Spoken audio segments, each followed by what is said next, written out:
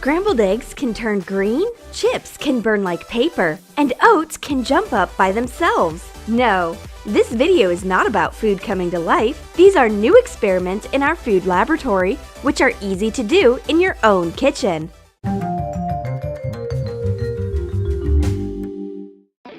Welcome to our food lab. Professor Yum Yum and her lab assistant Cherry reign here.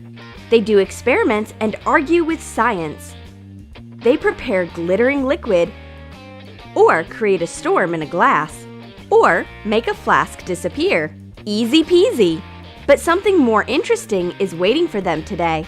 Cherry decides to show her artistic abilities, but Professor Yum Yum finds it a good source of an experiment. Why don't we combine art and a cabbage? Add water to 3 different food colorings in 3 cups. Put Napa cabbage leaves into the cups. Let them soak for 1 or 2 days. As a result of the artistic experiment, we will get 3 bright cabbage leaves. Moreover, unlike a painting, they can serve as a snack. And what should you do when a red cabbage suddenly falls into your hands from nowhere? Right you are! Squeeze blue juice out of it. Chop red cabbage. Cover it with water and boil. Strain off blue liquid. We've got excellent sapphire nectar. It is exactly what we need to color boring scrambled eggs. Take 2 eggs and separate the whites from the yolks.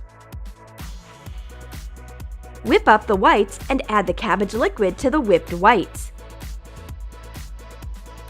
Mix it nicely. The whites turn green. What way can we fry the scrambled eggs? There's no gas stove in the lab due to safety reasons, but Cherry knows an experiment with chips. Put chips into a plate and ignite them carefully, following the fire prevention rules. They burn just as well as paper. You can easily fry the eggs above the fire. Pour some vegetable oil into a frying pan and add the green whites. Put the yolks on top carefully. The green fried eggs look weird. Anyway, take a knife and a fork and enjoy your meal. Bon appetit! We've invented a simple breakfast formula. Chips plus a lighter equals fire, and eggs plus a red cabbage equals green scrambled eggs. Can you hold a big apple on a single spaghetti piece? It's impossible. Don't even try, Cherry. You are just wasting the food. And if you take a whole bunch of pasta, you won't be able to break it so easily. Let's do an experiment. Prepare 2 blocks of foam plastic. Stick spaghetti into one of them. Cover the sticking pasta with another foam plastic block and put some extra weight on top. Together, the pasta pieces form a whole army of titans that could hold the weight of the earth, or at least of an apple. Now that's what we call team building. They are as strong as the 300 Spartans. I mean, spaghettians.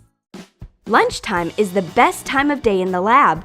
Professor Yum Yum takes healthy apples, and Cherry prefers not-so-healthy gummy bears. Well, a science battle between the snacks begins. Cut an apple into 6 slices. Put them into different containers. Add soda to a cup of water and mix it, and add citric acid to another cup of water. Cover 2 pieces of apple with these liquids. Pour Sprite into the 3rd container and milk in the 4th one. Cover the 5th slice with vinegar and leave the 6th one uncovered. Take out the pieces after some time and compare the results. Those covered in citric acid and Sprite haven't been affected. The pieces covered in water with soda and in milk have turned slightly darker. The slice covered in vinegar has become the darkest. It's even darker if compared to the uncovered slice.